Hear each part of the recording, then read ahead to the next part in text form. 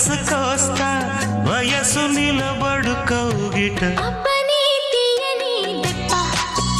ఎంత కమ్మగా ఉంది రోయప్ప అమ్మ నీనుందని బుగ్గ